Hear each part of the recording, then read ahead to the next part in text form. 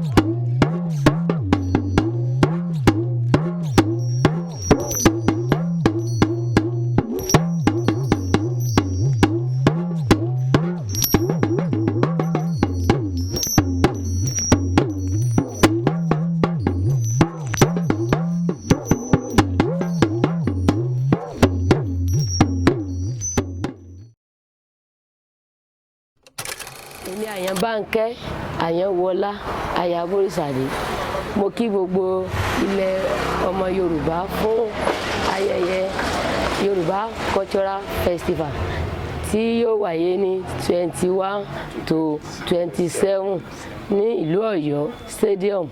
Ẹ tí rí nǹkan kan, ẹ pàdé mi níbẹ̀.